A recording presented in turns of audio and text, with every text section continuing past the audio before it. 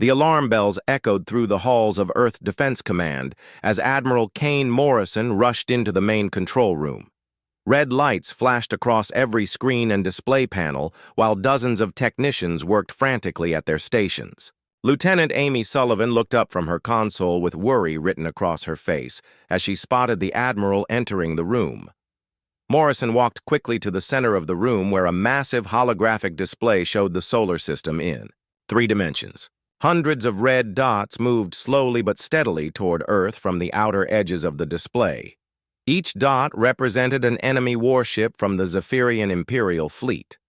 Morrison counted them quickly and felt his stomach drop when he realized there were more than 1,000 ships heading their way. Sullivan approached the Admiral with a data tablet in her hands.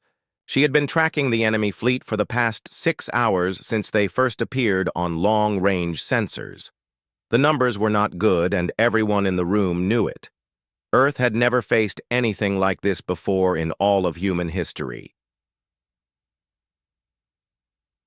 Zephyrian Empire had ruled this part of the galaxy for over 3,000 years. They had conquered dozens of worlds and destroyed entire civilizations that dared to resist their rule.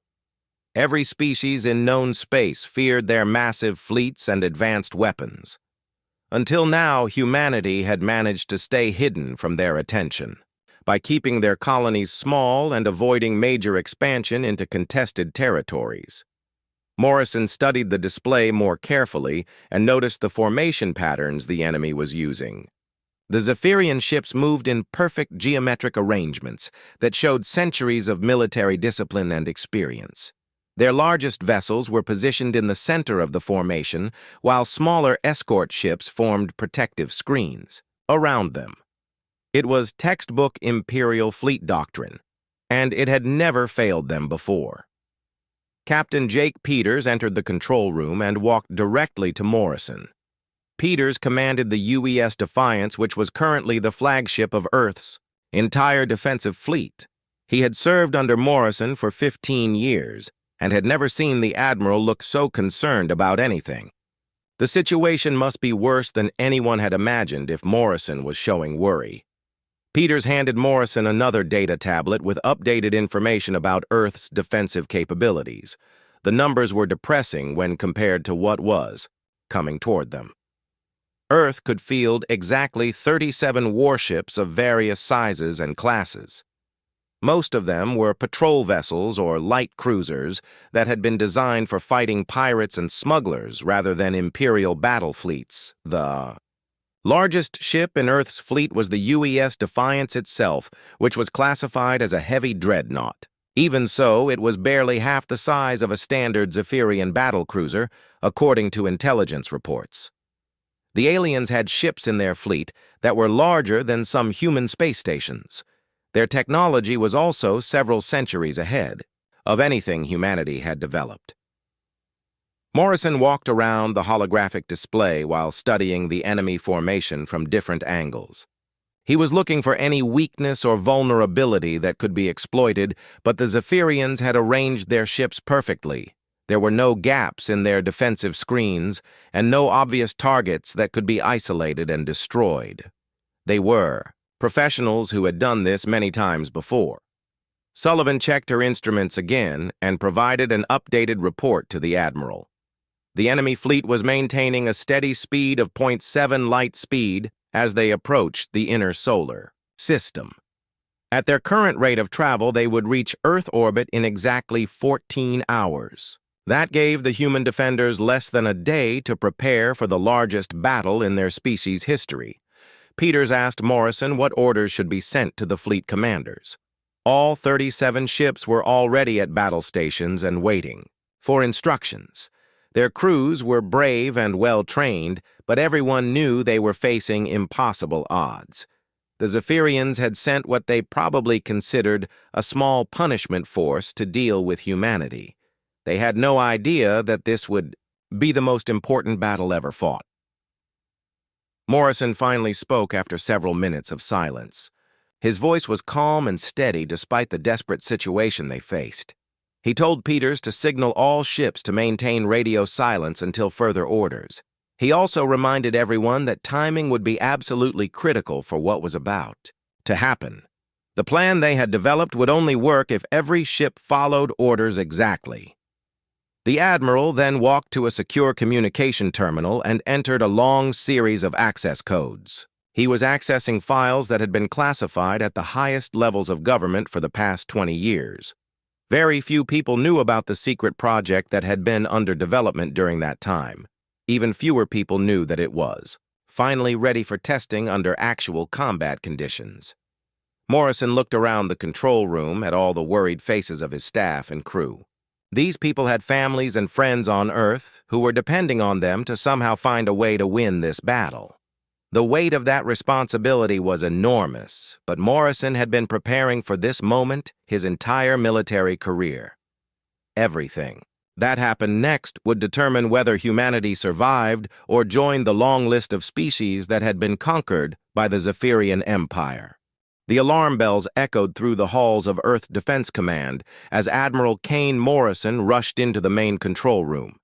Red lights flashed across every screen and display panel while dozens of technicians worked frantically at their stations. Lieutenant Amy Sullivan looked up from her console with worry written across her face as she spotted the Admiral entering the room. Morrison walked quickly to the center of the room where a massive holographic display showed the solar system in 3 dimensions. Hundreds of red dots moved slowly but steadily toward Earth from the outer edges of the display. Each dot represented an enemy warship from the Zephyrian Imperial fleet. Morrison counted them quickly and felt his stomach drop when he realized there were more than 1,000 ships heading their way. Sullivan approached the Admiral with a data tablet in her hands. She had been tracking the enemy fleet for the past 6 hours since they first appeared on long-range sensors. The numbers were not good, and everyone in the room knew it. Earth had never faced anything like this before in all of human history. Zephyrian Empire had ruled this part of the galaxy for over 3,000 years. They had conquered dozens of worlds and destroyed entire civilizations that dared to resist their rule. Every species in known space feared their massive fleets and advanced weapons. Until now, humanity had managed to stay hidden from their attention by keeping their colonies small and avoiding major expansion into contested territories.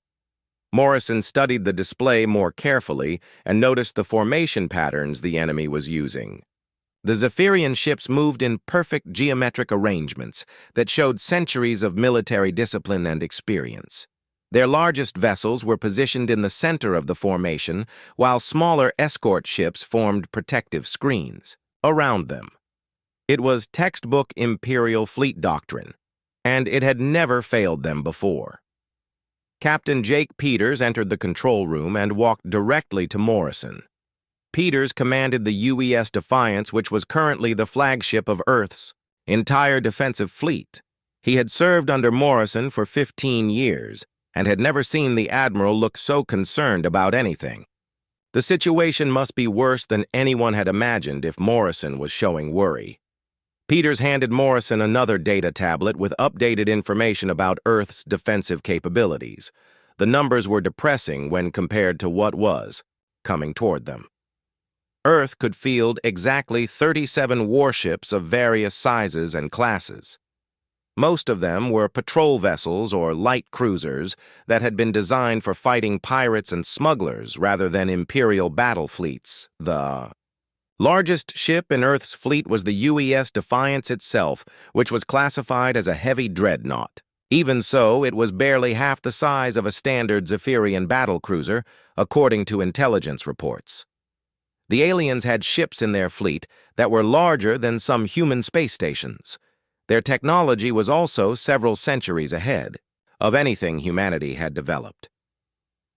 Morrison walked around the holographic display while studying the enemy formation from different angles. He was looking for any weakness or vulnerability that could be exploited, but the Zephyrians had arranged their ships perfectly. There were no gaps in their defensive screens and no obvious targets that could be isolated and destroyed. They were professionals who had done this many times before. Sullivan checked her instruments again and provided an updated report to the Admiral. The enemy fleet was maintaining a steady speed of 0.7 light speed as they approached the inner solar system.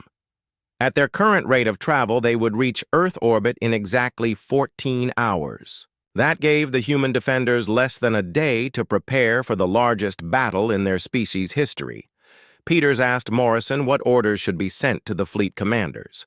All 37 ships were already at battle stations and waiting for instructions. Their crews were brave and well-trained, but everyone knew they were facing impossible odds. The Zephyrians had sent what they probably considered a small punishment force to deal with humanity. They had no idea that this would be the most important battle ever fought. Morrison finally spoke after several minutes of silence. His voice was calm and steady despite the desperate situation they faced. He told Peters to signal all ships to maintain radio silence until further orders. He also reminded everyone that timing would be absolutely critical for what was about to happen. The plan they had developed would only work if every ship followed orders exactly. The Admiral then walked to a secure communication terminal and entered a long series of access codes. He was accessing files that had been classified at the highest levels of government for the past 20 years. Very few people knew about the secret project that had been under development during that time. Even fewer people knew that it was finally ready for testing under actual combat conditions. Morrison looked around the control room at all the worried faces of his staff and crew. These people had families and friends on Earth who were depending on them to somehow find a way to win this battle. The weight of that responsibility was enormous, but Morrison had been preparing for this moment his entire military career. Everything that happened next would determine whether humanity survived or joined the long list of species that had been conquered by the Zephyrian Empire. Admiral Morrison stood before the secure terminal in his private office and entered the final authorization codes that would activate humanity's greatest secret. For 20 years, the most brilliant scientists and engineers on Earth had been working on a project so classified that only a handful of people knew it existed. The time had finally come to reveal what they had accomplished during those 2 decades of secret research and development. The project had started when human scientists first discovered evidence of the Zephyrian Empire during deep space exploration missions. Long-range sensors had detected the remains of destroyed civilizations and intercepted Imperial communications that painted a terrifying picture of what humanity would face if they were ever discovered. Earth's leaders realized they needed something more than conventional weapons to survive. Dr. Robert Chen had been the lead scientist on the project from the very beginning. He was a theoretical physicist who specialized in studying fundamental forces of the universe. While other species focused on building bigger guns and stronger armor, Chen had suggested a completely different approach to space warfare. Instead of fighting technology with technology, he proposed fighting it with physics itself. The breakthrough had come 12 years ago when Chen's team successfully created their first stable micro-singularity in a laboratory setting. The tiny artificial black hole lasted only a few seconds before evaporating, but it proved that the concept was possible. With enough power and precise control, they could create gravitational fields strong enough to tear apart any material known to science.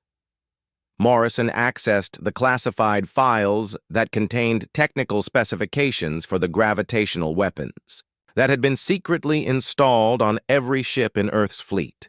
The weapons had been disguised as normal engine components and sensor arrays so that casual observation would not reveal their true purpose.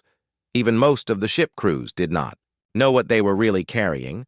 Captain Jake Peters received a coded message on his personal communicator while standing on the bridge of the UES Defiance. The message contained instructions to access a sealed compartment in his ready room that had been installed during the ship's last maintenance cycle. Inside the compartment, he found detailed operational manuals for weapons systems that were not supposed to exist. Peters read through the technical documentation with growing amazement and disbelief. According to these files, his ship was not actually a conventional dreadnought, but something far more powerful. Hidden beneath the standard, hull plating were gravitational field generators capable of creating localized distortions in space-time itself. The weapons could affect targets at ranges of millions of kilometers without needing any physical projectiles. Similar messages were being received by ship commanders throughout the human fleet. Captain Susan Blake aboard the UES Triumph discovered that her vessel had been equipped with gravitational lens arrays that could focus and direct artificial gravity wells with surgical precision. Captain Ben Carter on the UES Retribution learned that his ship carried singularity generators powerful enough to create event horizons several meters in diameter. Each ship had been fitted with different types of gravitational weapons depending on their size and power generation capabilities. The larger vessels, like the Defiance, carried the most powerful systems, while smaller ships had more specialized equipment. When working together, the entire fleet could create overlapping gravitational fields that would be impossible for any enemy to escape or defend against. Morrison opened a fleet-wide communication channel using the highest-level encryption codes available. He began transmitting activation instructions to all 37 ships while they maintained their positions throughout the solar system. Each vessel had been carefully positioned to maximize the effectiveness of their gravitational weapons. When the time came to use them, the Admiral explained to his ship commanders that they were about to test weapons that had never been used in actual combat before. The laboratory simulations had been successful, but there were always unknown factors when dealing with forces as powerful as artificial gravity wells. Every captain would need to monitor their equipment carefully and be ready to shut down immediately if anything went wrong.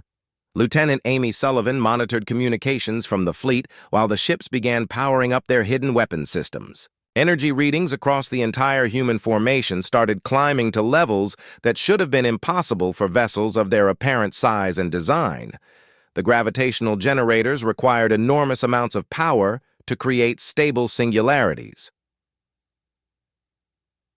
Captain Lisa Harper continued watching the approaching Zephyrian fleet from her concealed position while recording everything for later analysis. Her sensors detected massive energy buildup from human ships, but she could not determine what was causing it. The aliens showed no sign of noticing anything unusual about Earth's defensive preparations. Morrison checked the countdown timer that showed how much time remained before the enemy fleet would reach optimal engagement range. In less than 2 hours, the Zephyrians would be close enough for the gravitational weapons to achieve maximum effectiveness. The artificial singularities worked best when targets were within a few million kilometers of the generating ships. The technical teams who had designed and built the gravitational weapons were monitoring everything from secure bunkers deep beneath Earth's surface. Dr. Chen watched power readings and field stability measurements, while his colleagues tracked the positions of both fleets. Everything had to be perfectly coordinated for the weapons to work as designed. Peters studied the tactical display on his bridge, while his crew prepared for a battle unlike anything in human history. The gravitational weapons would only get one chance to work, because the Zephyrians would adapt their tactics if they survived the initial attack. Surprise was absolutely essential for the plan to succeed against such overwhelming numbers. The moment of truth was rapidly approaching as both fleets moved toward their fateful encounter. Humanity was about to discover whether 20 years of secret research and development had been enough to save their species from conquest by the most powerful empire in the galaxy. The Zephyrian Imperial fleet entered the outer edge of the solar system in perfect formation, while their sensors swept the area for any signs of human defensive positions. High Admiral Zektar studied the tactical displays on his flagship and noted that Earth's forces appeared to be scattered throughout the system rather than concentrated around their home world. This was exactly what he had expected from an inexperienced species that did not understand proper military strategy. War leader Vashati reported that her sensors were detecting 37 human vessels positioned at various distances from Earth. The ships appeared to be using some kind of stealth technology because their energy signatures were much lower than expected for vessels of their size. She recommended increasing sensor power to get better readings on the enemy formation. Zektar approved the enhanced sensor sweeps, while ordering his fleet to begin spreading into attack formation. The Zephyrian ships had been traveling in a tight convoy formation during their approach, but now they needed to deploy for combat operations. The process would take approximately 1 hour to complete as 1,200 warships moved into their assigned positions. Captain Lisa Harper watched the alien fleet begin its deployment from her hidden observation post and immediately transmitted the information to Admiral Morrison. The Zephyrians were following standard Imperial battle doctrine, which meant they would position their heaviest ships in the center while surrounding them with escorts and support vessels. This was valuable intelligence for targeting the gravitational weapons. Morrison received Harper's transmission and quickly updated the firing solutions for all ships in the human fleet.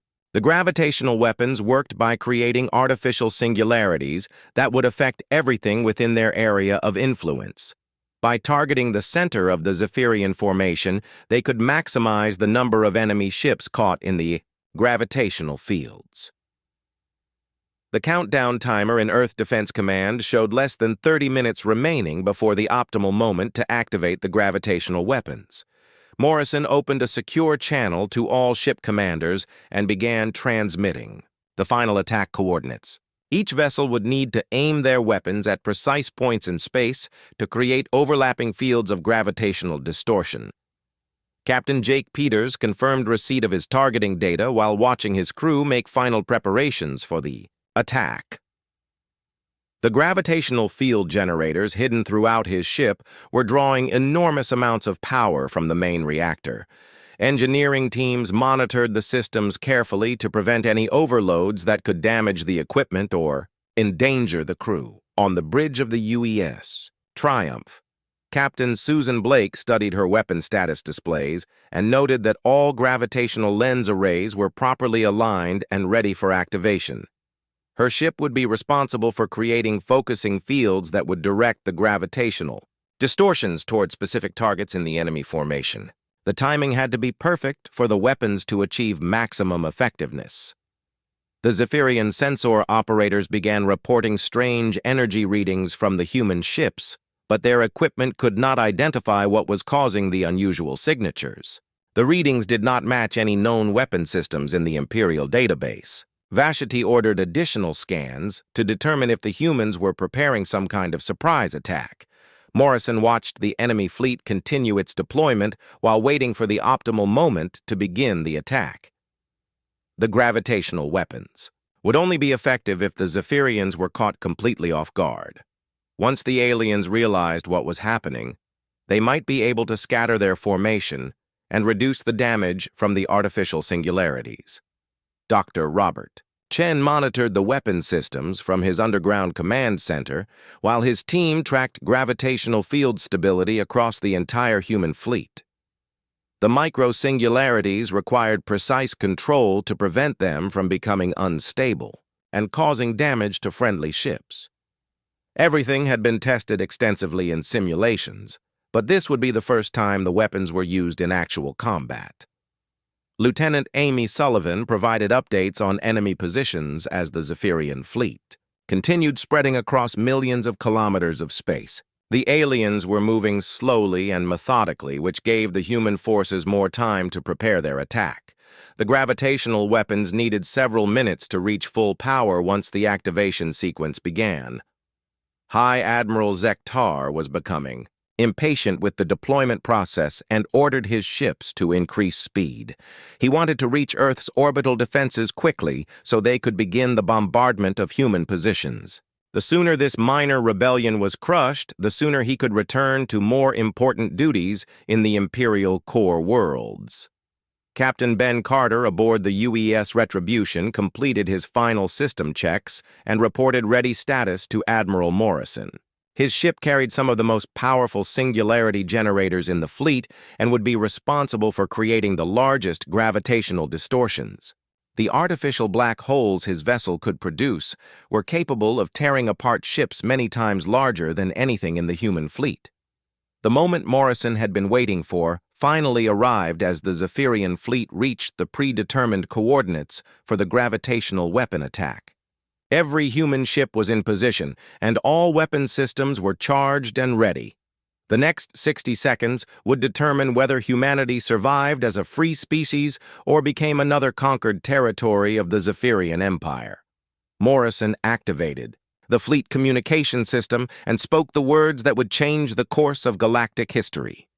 His voice was calm and steady as he gave the order that would unleash the most powerful weapons ever created by human science. The gravitational generators throughout the human fleet responded instantly to his command. Admiral Morrison's voice echoed across all human ships as he spoke the three words that would unleash humanity's ultimate weapon against the Zephyrian Imperial fleet.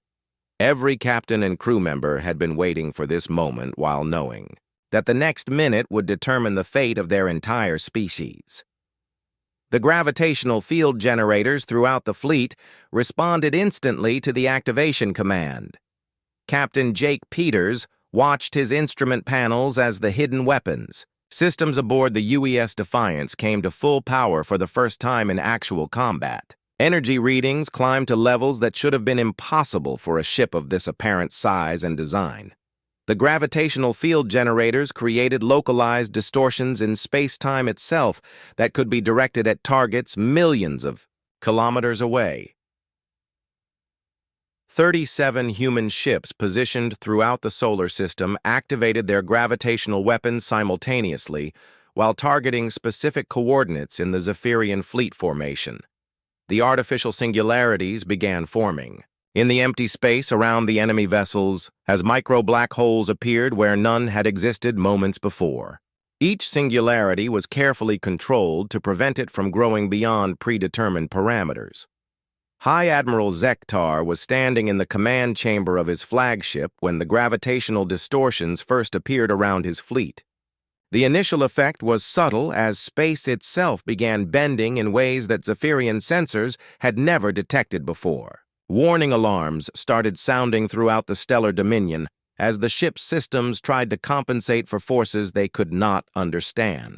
The gravitational fields created by human weapons were unlike anything the Zephyrians had ever encountered in 3,000 years of galactic conquest.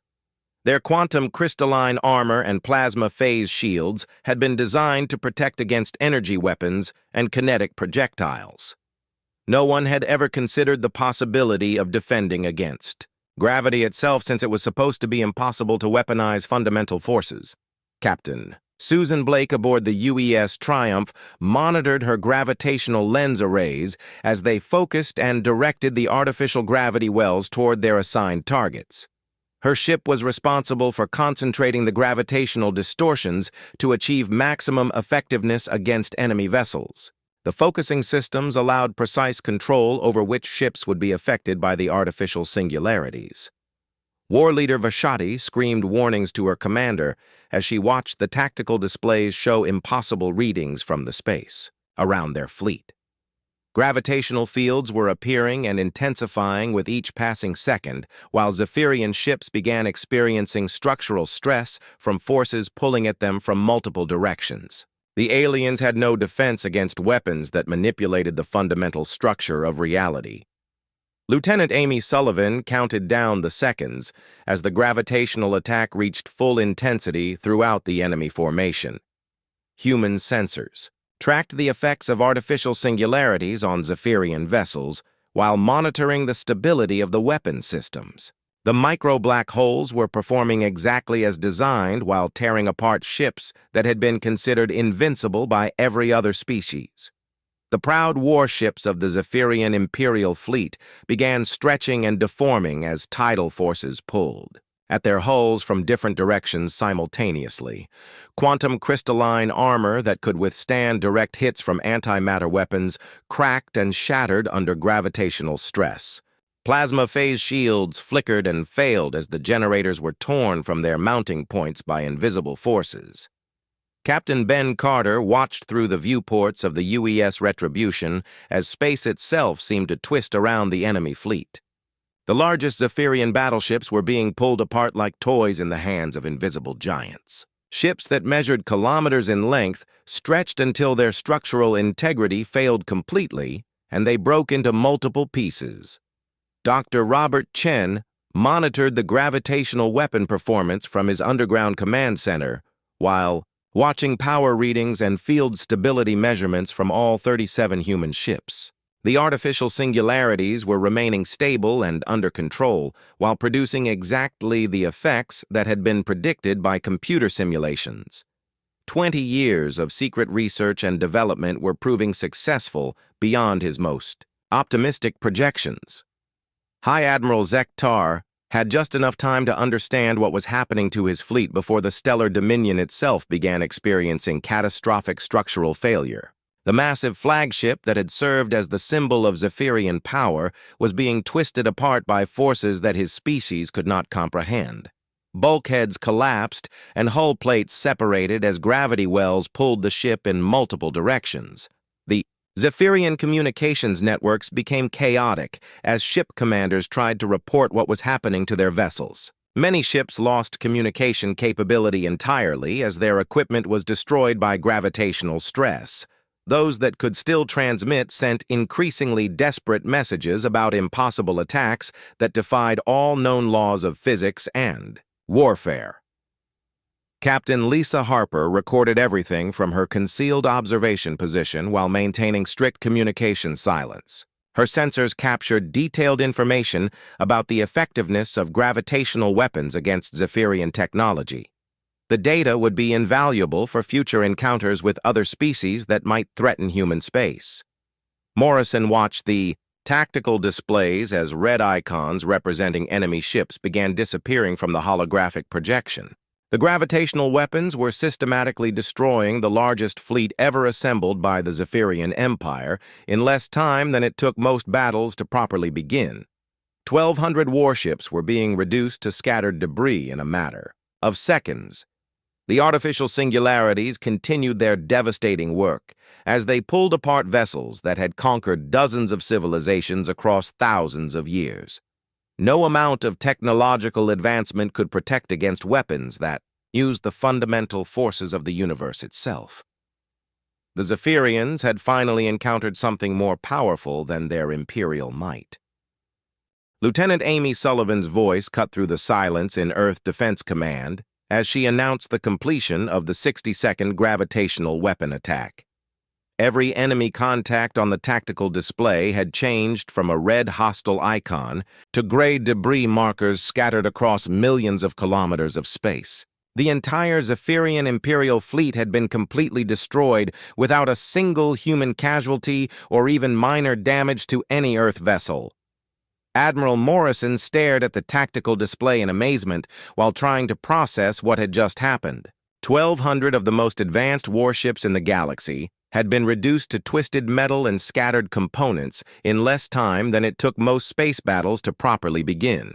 The gravitational weapons had exceeded every projection and simulation that Dr. Chen's team had developed over the past 20 years.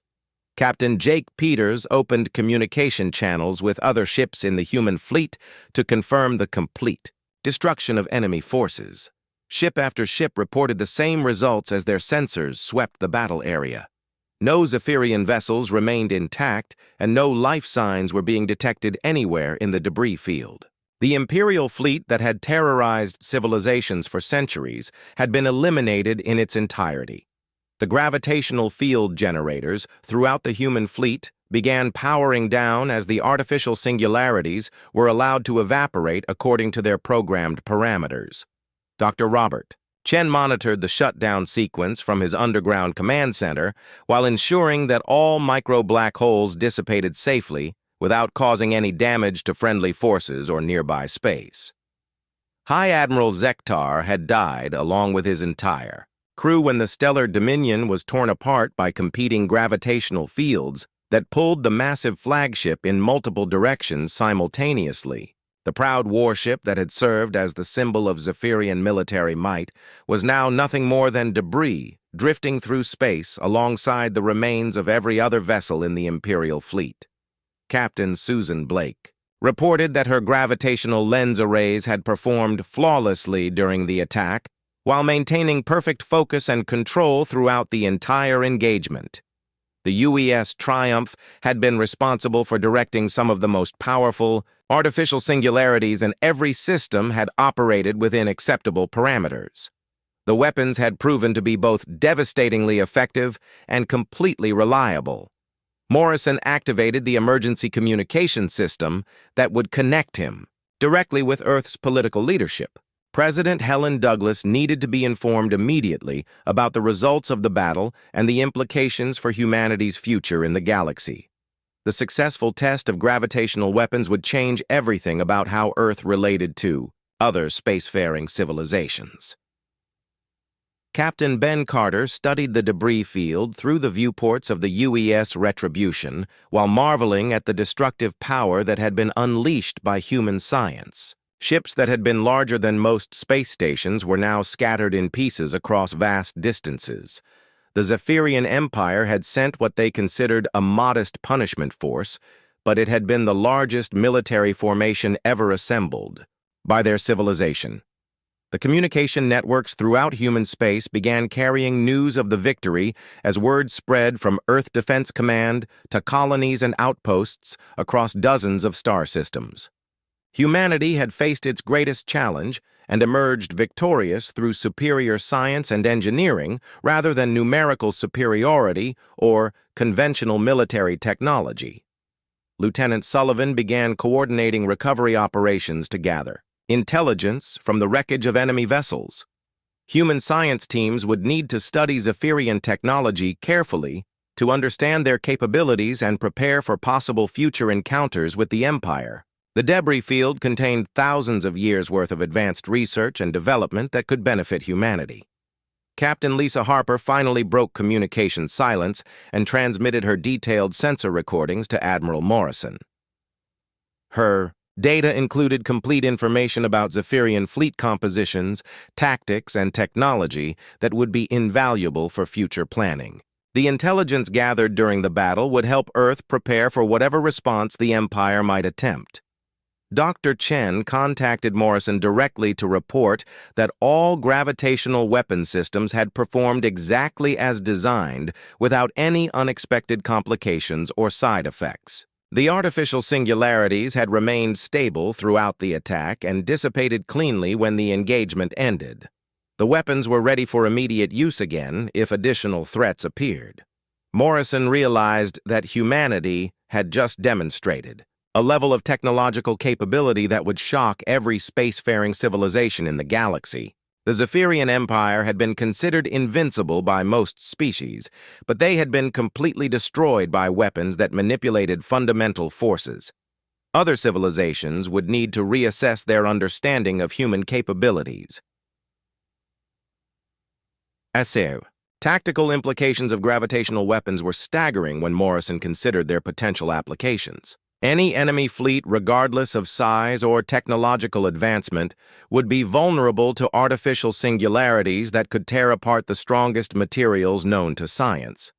Humanity had achieved a level of military superiority that made conventional space warfare obsolete. Peters coordinated with other fleet commanders to establish security patrols around the debris field while recovery operations began. The wreckage needed to be thoroughly searched for any survivors or intact technology that could provide additional intelligence. Every piece of Zephyrian equipment would be studied by human scientists to improve their understanding of Imperial capabilities. The implications of the victory extended far beyond military considerations as Morrison began planning for the diplomatic consequences of what had just occurred. The Zephyrian Empire would eventually learn about the destruction of their fleet, and humanity needed to be prepared for their response. Earth had just announced its presence to the galaxy in the most dramatic way possible. President Helen Douglas arrived at Earth Defense Command within 2 hours of receiving Admiral Morrison's initial report about the complete destruction of the Zephyrian Imperial fleet. She had been awakened in the middle of the night with news. That seemed impossible to believe, until she saw the tactical displays showing debris where 1,200 enemy warships had been positioned just hours earlier. Morrison briefed the president on every detail of the battle while explaining how gravitational weapons had been developed in complete secrecy over the past 20 years. Douglas listened carefully as she learned about artificial singularities and black holes that could tear apart the strongest materials in the universe. The scientific breakthrough represented a revolution in both physics and military technology. Dr. Robert Chen joined the briefing to provide technical details about the gravitational weapon systems and their potential for future applications. He explained that the artificial singularities could be scaled up or down depending on the target and tactical situation. Larger singularities could destroy entire fleets, while smaller ones could disable individual ships without completely destroying them.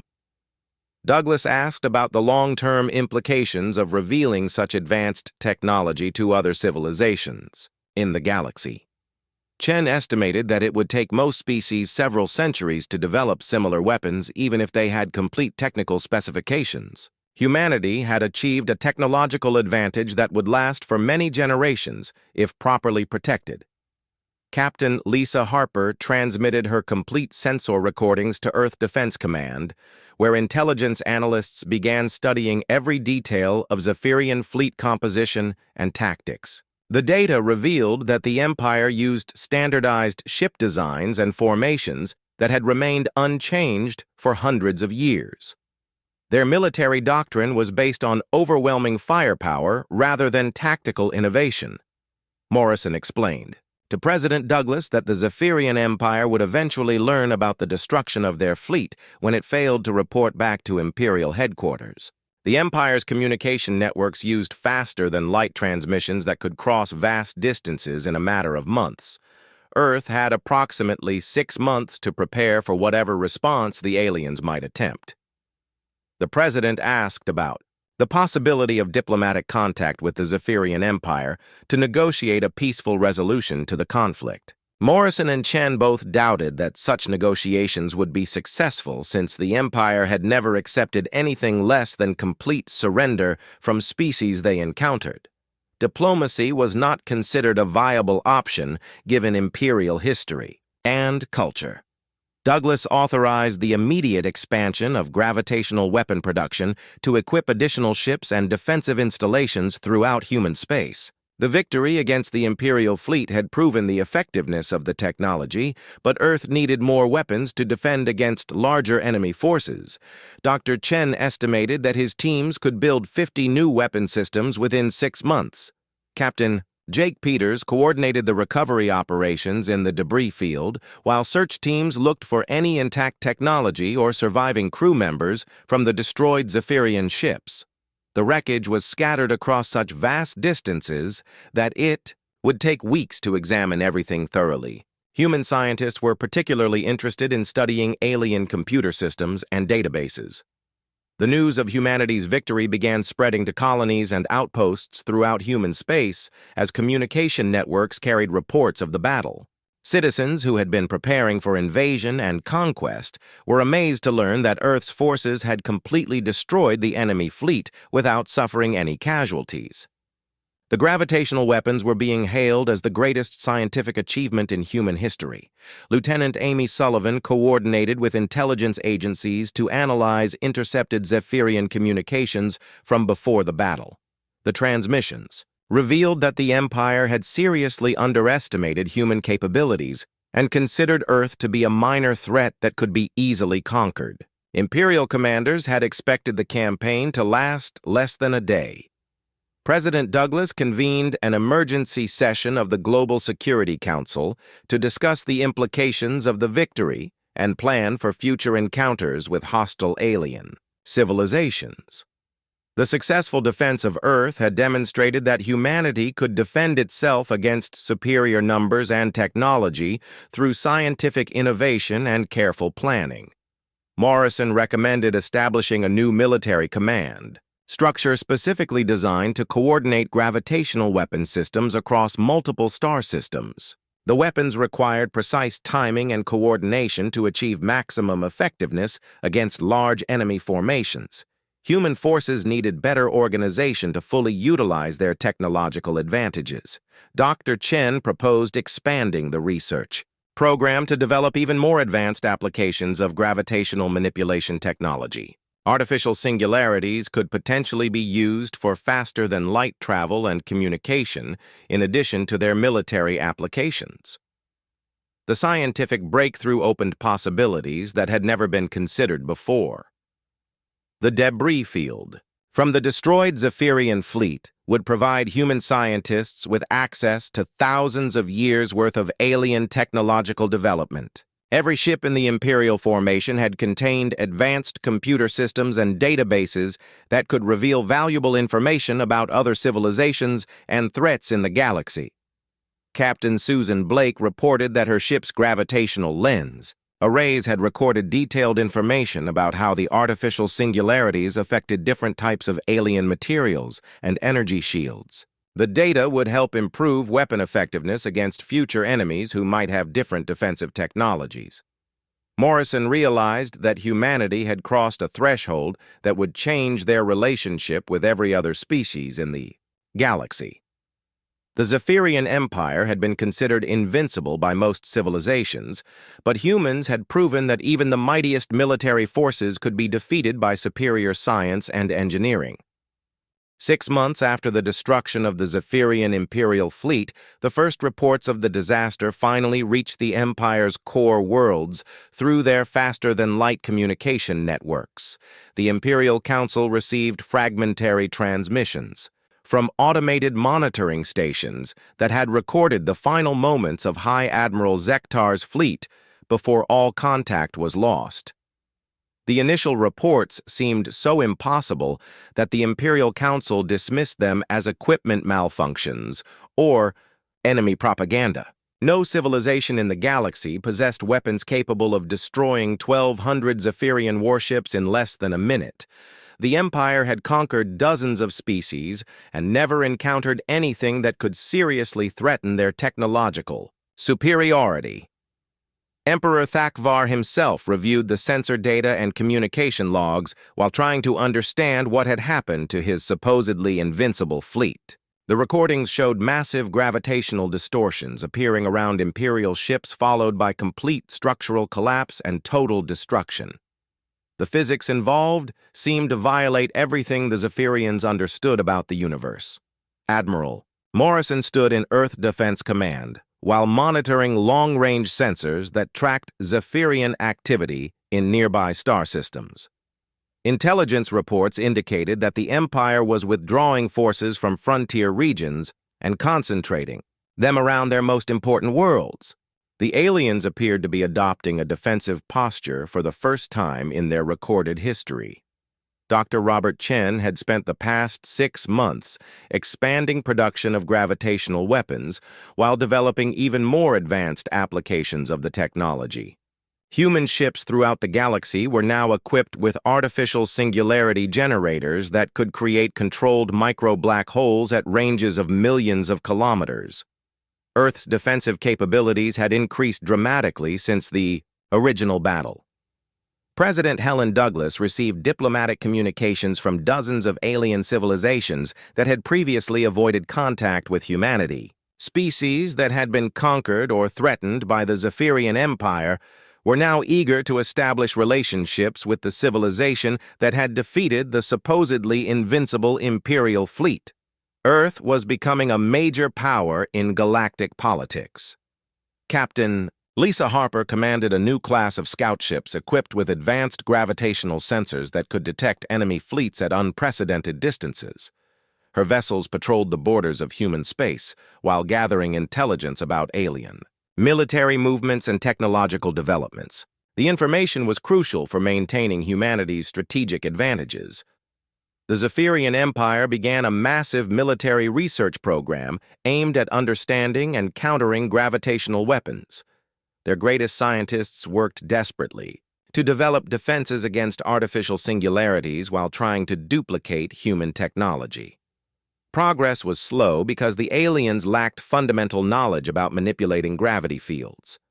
Lieutenant Amy Sullivan coordinated intelligence, gathering operations that monitored Zephyrian communications and military activities throughout their territory. Human analysts studied every piece of information about Imperial capabilities and intentions while looking for signs of possible retaliation against Earth. The Empire had not given up despite their devastating defeat. Captain Jake Peters commanded a new generation of human warships that incorporated lessons learned from studying captured Zephyrian technology. The vessels combined gravitational weapons with improved armor and shielding systems that had been developed using alien materials and techniques. Human engineering was advancing rapidly through analysis of Imperial equipment. The wreckage from the destroyed Zephyrian fleet continued providing valuable intelligence about alien technology and military doctrine. Human scientists had discovered detailed star charts showing the locations of Imperial worlds and military installations. The information revealed that the Empire was much larger and more powerful than previously estimated.